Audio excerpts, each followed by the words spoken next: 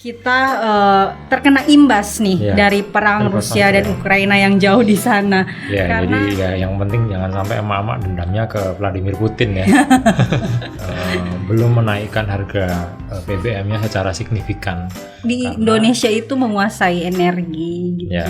Apa tidak ada kayak semacam subsidi silang atau apa gitu, Mas?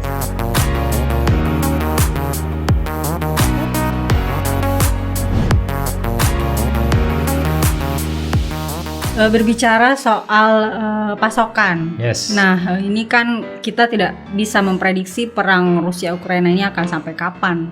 Bagaimana pasokan di Indonesia? Kalau untuk pasokan itu kita jamin ya, Mbak. Jadi ketika kondisi sedang fluktuasi seperti sekarang, itu hal yang harus pertama kali diamankan oleh Pertamina adalah pasokan. Yang penting barangnya ada. Jangan sampai orang emak-emak pada protes tapi barangnya nggak ada, kan itu juga malah menambah ini ya kepanikan di masyarakat, akhirnya harganya juga malah semakin bisa tinggi. Nah, tugas Pertamina itu bertahun-tahun mendistribusikan BBM dan LPG ketika melewati beberapa momen dan juga melewati beberapa medan yang menantang, itu juga sudah terbukti bahwa semua itu bisa dilalui. Yang penting pasokannya itu ada. Kelangkaan itu hanya terjadi ketika mungkin ada bencana, kemudian kerusuhan yang mengakibatkan jalur distribusi itu terhambat. Nah, sehingga kalau sekarang kan orang gampang ya ngomong, wah LPG-nya langka nih, BBM-nya langka. Padahal kondisi kelangkaan itu sebenarnya ketika ada jalur distribusi yang terganggu. Tapi sejauh ini ada jalur distribusi yang terganggu pun pasti kita tempuh jalur alternatif, mau berapa lama pun, atau misalnya keroyokan dari titik-titik manapun, yang penting kita bisa jangkau masyarakat itu mendapatkan akses energi dengan secepatnya. Karena kan kita sadari bahwa BBM dan LPG ini adalah barang penting ya. Ketika barang penting, maka yang menjadi concern dari kita adalah kepastian kehandalan supply-nya itu harus tersedia gimana pun caranya. Perang Rusia Ukraina yang kita tidak tahu akan sampai kapan, itu harga BBM diprediksi akan melonjak naik mengikuti harga minyak dunia. Bagaimana Pertamina mengantisipasi misalnya ada oknum-oknum yang melakukan penimbunan karena khawatir nanti harganya melambung? Ya, jadi kalau kita itu yang menjadi tanggung jawab kita adalah lembaga penyalur yang ada di ranah kita. Kalau BBM ya SPBU sampai dengan SPBU, sekarang ada Pertashop, kemudian kalau LPG dari agen sampai dengan pangkalan. Kalau di luar dari itu sudah menjadi ranahnya Pemda yang harus menertibkan. Nah, ketika terjadi pelanggaran dimanapun itu, sudah diatur dalam Perpres, itu ada pidananya. Jadi kami juga bekerja sama dengan kepolisian dan juga pemerintah daerah setempat untuk turut bersama mengawasi pada saat ini. Dan kita juga sudah membentuk Satgas nanti untuk sekalian persiapan Ramadan dan Idul Fitri, sehingga menjaga agar tidak terjadi hal-hal yang kita tidak inginkan. Tetapi kalau misalnya masyarakat menemukan hal yang sekiranya kurang menyenangkan, itu bisa langsung dikeluhkan melalui call center kita di Pertamina, nomornya 135. Call center Pertamina 135. Yes. Itu segala macam keluhan ya, segala Mas? macam keluhan. Tadi jangan curhat pribadi. Atas jangan curcol. Tapi kalau curcolnya ibu-ibu, Mas, ini harga LPG kok mahal sekali, sudah 2 kali naik, sudah 180 lebih. Itu harga paling tinggi kayaknya. Itu bagaimana, Mas, jawabnya? Ini curcolnya siapa sebenarnya? Curcol pribadi. Ya, jadi sebenarnya kita terus mengedukasi ya. Kita sejauh ini setelah kenaikan harga itu memantau tren konsumsi masyarakat seperti apa, tetapi sejauh ini pengguna brand gas itu masih di angka yang loyal gitu. Artinya masih sama dengan konsumsi normal harian. Artinya berarti ya memang mereka juga sudah menyadari konsekuensi ketika mereka menggunakan brand gas. Itu berarti mereka sudah tidak mau merampas lah ibaratnya hak masyarakat yang kurang mampu, yang mendapatkan 3 kilo tadi. Dan alhamdulillah sih di sini juga sudah luar biasa ya kesadaran masyarakat. Tetapi kita juga senantiasa terus menghimbau ya selama sistemnya seperti ini itu untuk terus mengedukasi masyarakat agar bisa menggunakan LPG itu sesuai dengan peruntukannya. Untuk peruntukannya, kontrol atau pengawasan Pertamina hanya sampai tadi ya, pangkalan. Setelah itu harus bersinergi dengan Pemda untuk pengawasan gitu ya Mas? Ya, dari agen pangkalan pun sampai dengan Pertamina sendiri pun kita terbuka untuk bisa diawasi semua pihak, bahkan masyarakat sekalipun gitu. Jadi polisi juga bisa, ibaratnya ketika ada pelanggaran dari supply-nya sampai dengan pangkalan juga bisa ditindak secara pidana, dan itu malah ibaratnya kita terbuka lah, sudah zamannya seperti ini, seperti itu. Nah kalau di Sulawesi Selatan itu sendiri bagaimana sih distribusinya selama ini Mas untuk BBM, LPG? Tadi apakah kendalanya masih banyak di jalur-jalur distribusi?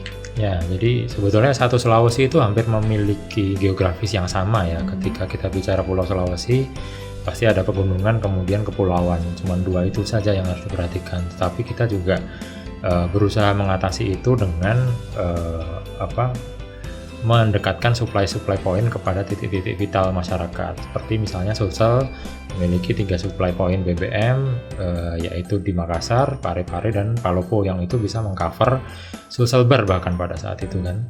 Kemudian LPG kita ada di depot LPG Kusowa dan Makassar, tapi di daerah-daerah kita punya stasiun pengisian box LPG yang itu bisa mengcover satu Sulawesi. Nah, tantangannya itu rata-rata misalnya kayak Medan yang sulit nih. Kita kayak kalau cerita misalnya Seko ya, siapa yang nggak kenal dengan Seko, daerah dengan ojek termahal di dunia, dan itu pun kita tembus dengan Medan.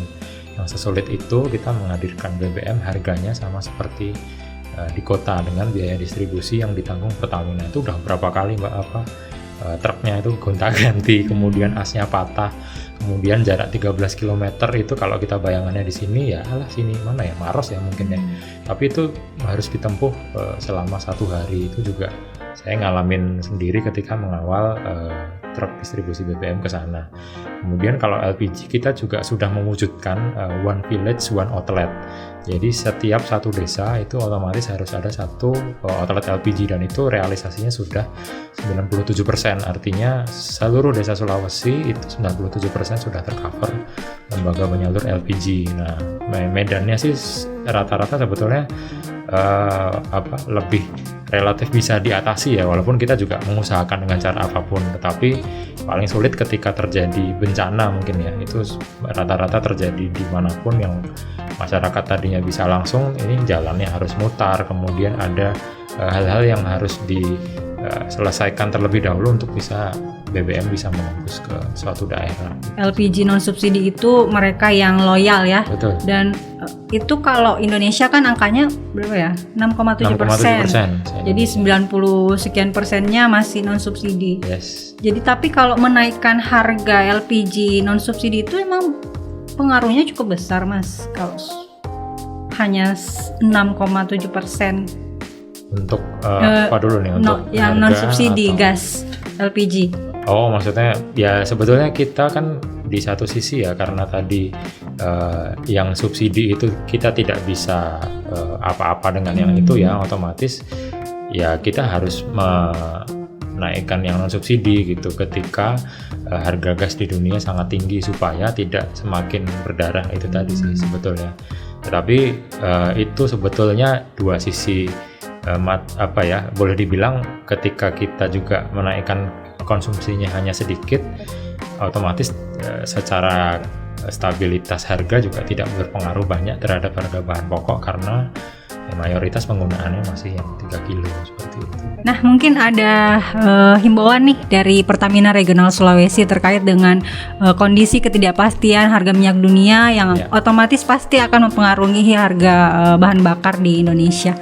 Ya, jadi yang pertama itu kita pengen sampaikan ke masyarakat bahwa untuk yang sifatnya non subsidi itu harganya adalah fluktuatif. Artinya kita harus bisa adaptif menyesuaikan dengan kenaikan harga. Intinya kita harus anggap ini hal yang biasa lah, seperti itu. Nah, kemudian ketika berbicara tentang LPG kemudian BBM, kita kuncinya harus menyesuaikan dengan apa yang kita miliki lah. Misalnya kalau BBM ya kendaraan, ketika kendaraannya sanggup membeli yang teknologi tinggi, oktannya tinggi, ya jangan ngisi yang ibaratnya kualitas yang rendah.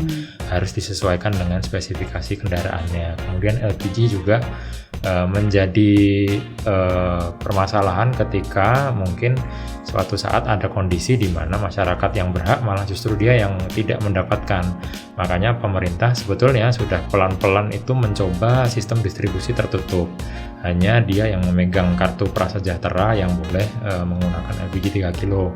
Di beberapa daerah sudah dicoba pilot project, termasuk yang paling dekat dengan kita di Goa sudah menerapkan sistem seperti itu, sehingga ya harapannya distribusi ini lebih tepat sasaran ya. Kita kan pengennya memberikan sesuatu yang memang kepada yang memerlukan. Nah, ketika mungkin kondisinya seperti ini, saran saya buat emak-emak ya, misalnya untuk yang bergelut sehari-hari dengan LPG ya, pandai-pandai mengatur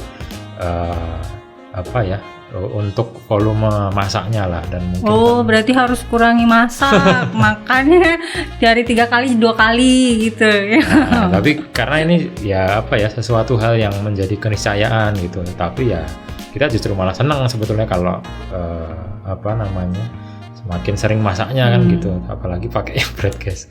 Cuman kan ketika kita bicara tentang kondisi secara keseluruhan, kita tidak bisa memungkiri juga bahwa memang untuk pengguna bread gas itu rata-rata ya kelas menengah ke atas, sehingga ya mereka sebetulnya masih dibilang mampu lah untuk membeli non subsidi seperti itu. Mudah-mudahan ya masih belum terbebani dengan kenaikan ini ya. Harapannya Pertamina, harapan kita semua.